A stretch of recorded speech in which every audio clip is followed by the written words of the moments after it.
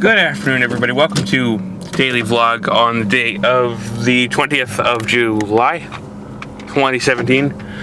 Let's get started on here. Let's roll out, because we need to go get Sarah. Now, I don't know, for those of you, I think this made national news. For those of you that have been following the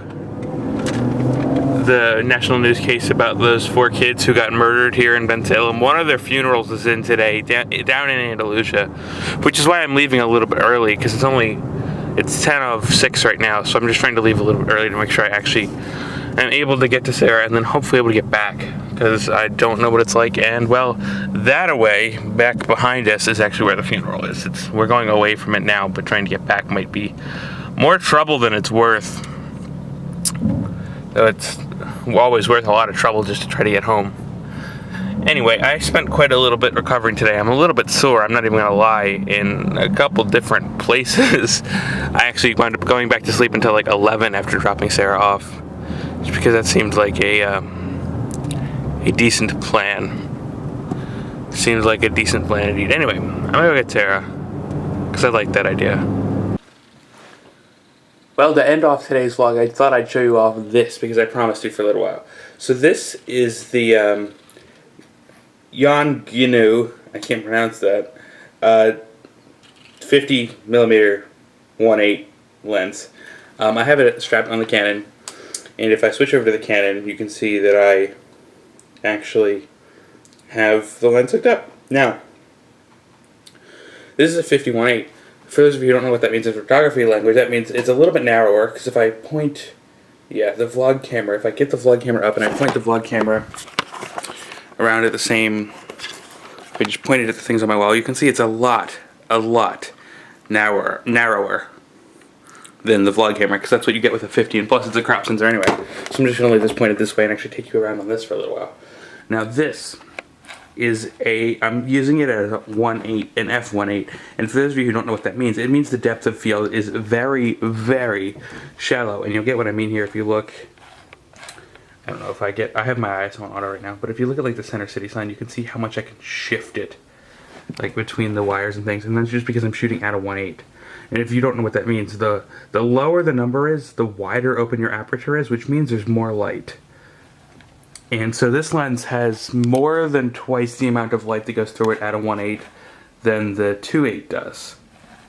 Because there's what's called f-stops in the middle there that can help us out. Downside is it's a little bit finicky on focus. It's a little bit faster if I'm gonna switch on auto real quick here and you'll see what I mean. Because I was controlling all that manually. First off, it's significantly louder than the other lens. And that lens was already pretty loud to begin with.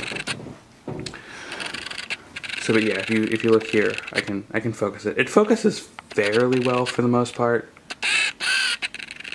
Sometimes it does take a little while, but the downside is that it is not a macro lens. So as you can see here with this R5 sign, I'm okay here, but if I'm any closer to this, and keep in mind, I'm not super close to this here. Let me actually do it on the vlog camera here real quick.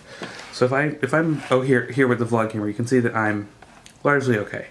But if I'm right on top of the vlog camera like this, I actually don't have a focus point that gets close enough to the front of the vlog camera, and I'm a good probably foot from the vlog camera right here. So your first focus point is 1.5 feet away, and that's the weird downside of this, because it's not a macro lens. That's called a macro lens when it's good for like really close-up photography, and that is not what this is for.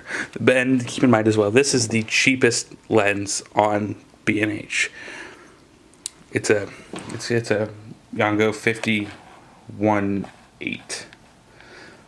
And the lower that number is that I was talking about before, the lower, the more depth of field you get, the more light. But as you can see here, if I do this little keyboard test here, you can tell how shallow this is. And I mean, again, I can't do a micro, so I can't get it super focused. But if I pull it here so that it's focused on the tab keys, you can see how quickly it fades into the white blur at the end of the keyboard, which is pretty astonishing, because I mean, if I go and grab the vlog camera here and do the same thing, you can see that the vlog camera sees significantly further down the line of the keyboard. In fact, the cups and the end are still pretty hotly in focus. And that's the difference you get with the 1.8. That's that depth of field look that a lot of film people are going for, and it's I'm not really thinking I'm going to use this as a film lens. I'm going to cut this camera right here because the card is getting really full. But that's kind of the difference. I was out taking a little bit of photography with it too, just to kind of see what I could do with it with that extra stop of light at night. But I'm going to want a clearer day because it did rain for a little while today. I'm going to want a clearer day before I try to do anything more because it was kind of cloudy, just a little bit cloudy.